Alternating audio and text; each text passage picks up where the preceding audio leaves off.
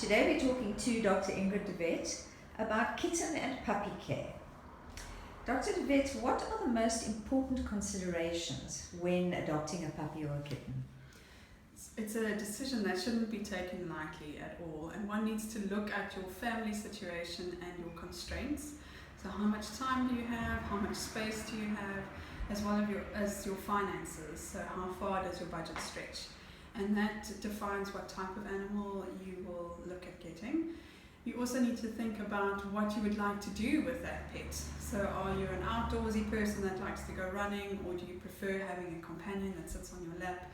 All of those things play a role with the type of pet that you would choose. So before you even consider getting a puppy or a kitten, think about those things. And the right pet will be different for every family. And once you've got a bit of an idea of what type of pet you want, do your research about the breed. Find out what their behavior would be like, what health conditions they have, what cost implications that will have on your family. And you're welcome to always come chat to us about what breed you think might work for you, and we'll give you some guidelines on that. And then think very carefully about whether you're going to adopt a pet or buy a pet from a breeder. And neither is the right or wrong, but buying from a reputable breeder or a reputable rescue organisation, adopting from a rescue organisation is very important. So make sure you go visit and make sure the conditions are good and that you have good grounds to adopt or buy from that organisation. Are you able, if you're going to a breeder, are you able to ask them about the parents' health? You should. So you definitely should. You want to be able to see both the father and the mother for that litter. If they are hiding that information or won't let you see them, that should be a red flag for you. You should be able to ask about their history and genetic history as well. So a reputable breeder would have done screening checks, would be able to give you that paperwork. So that's vital. And you want to see the behavior of those parents as well. So we know that aggression can be genetic. So if they say, I don't want you to go see the father of this litter because he may be aggressive, that should be a red flag for you. What about considering how long you're going to have a pet for? Because we know that a lot of people will be swayed by emotion, or it's Christmas and I want a puppy and a kitten, but how long am I going to have that pet? I mean, is that something you would say to people they really need to look at? Definitely. So it is a commitment, and their lifespan could be of varying lengths. So your large breed dogs, 7 to 9 years, a cat anything up to 15 years, and if you're looking at a bird, that's decades. So you need to plan ahead for that and have an action plan. We often have elderly people that get a bird, but that bird needs to be written into their will as well. So you do need to think about how long they live and that commitment. Now, okay, I've decided I am going to adopt. What plans do I need to make at home before bringing that puppy or that kitten into our home? So again, look at that puppy or kitten, and before you get them, look at your budget. So the first 6 months of a puppy or kitten is the most expensive time in their lives. We're going to have at least 3 to 4 veterinary visits for vaccinations. So be sure that you budget ahead of that and have a little bit of room in your budget for a puppy getting sick or a kitten getting sick in that time. That is inevitable. They're like children, they do get sick when they're little. And then look at your home. You need to puppy or kitten proof your home. So decide where they're going to sleep and what access they're going to have in your house, and have that ready for them.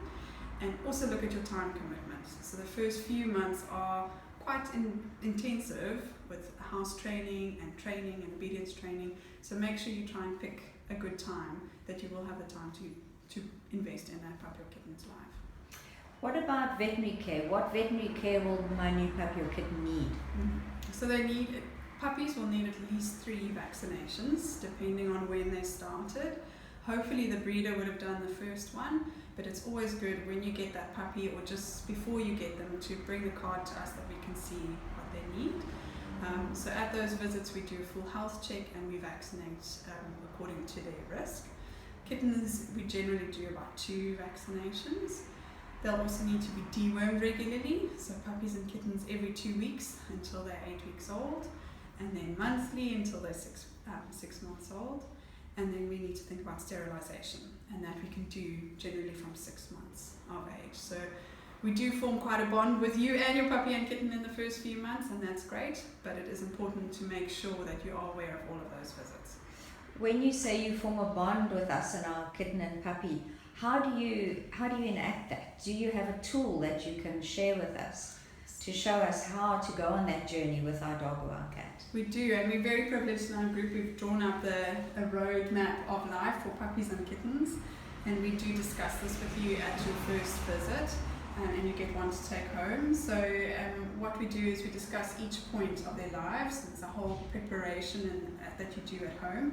So looking at food, water bowls, bedding, toys, chews, and medical aid, which we strongly recommend when you get a puppy or kitten. And then we discuss the vaccinations, as we mentioned. Microchipping is also a very good idea, and we discuss when and how when they come for their visit. And we talk about predisposing conditions in that breed, so particularly large breeds, and we'll discuss those. And then we'll also run through deworming, tick and flea prevention, exercise, and puppy school and sterilisation. So all of those get covered in your puppy visits or your kitten visits in the beginning. Do you believe in puppy training? Is it essential for puppies, all breeds?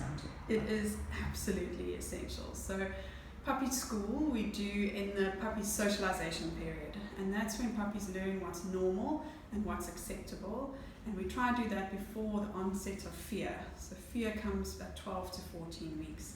So you'll see little puppies will approach anything and anyone, and that's the time that we have to invest in them. So puppy school, first of all, socialises them, shows them that there's dogs of different sizes and shapes, people of different sizes and shapes, old people, young people, people with hats, glasses, and that helps decrease anxiety in the long term, and it lays the foundation for training. So you're not going to walk out with a perfectly obedient puppy, but you'll have the basics behind you. And what's really great, if you choose a good puppy school, they support you in making sure you know about the veterinary visits as well. So that is absolutely essential. What if you don't take a puppy for training? What are the long-term implications of that? It can just make for a problem behavior later. So if we don't expose them to different things when they are in that socialization period, they're predisposed to anxiety, which can lead to aggression or separation anxiety at a later stage.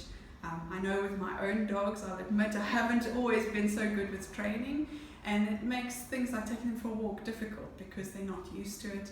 And especially as we've gotten more dogs and less time, the obedience level has decreased. So if you want an easy to manage dog that's well balanced, puppy school is the first step to getting them. And just one last question, what about other pets in the home? If I'm bringing a puppy or a kitten into the home and I have other pets, what are the considerations I need to make? So again, look at that older dog or cat's socialization history. Are they used to having other dogs or cats? And if they are, then it should go a lot easier, but if they've been on their own, that has to be handled quite carefully. Also look at their age. Are they arthritic? Have they got any other issues that might make them feel painful if a puppy or kitten jumps on them? And have they been socialized with other species? So if you've got an 8-year-old dog and you're getting a kitten, has that dog ever experienced life with a cat before? So take that into account in your decision making. And then also prepare enough time. So it can take, especially cats, it can take months to get used to somebody new. You want to go slow and steady and always be there and monitor those interactions in the beginning. And small children, if you have small children at home and you're bringing a puppy or kitten? That, in my experience, seems to go quite well because the puppy or kitten is also learning what's acceptable. So that's great. If you're adopting an older animal who's not had experience with children, that can be a bit more tricky. Right, thank you very much.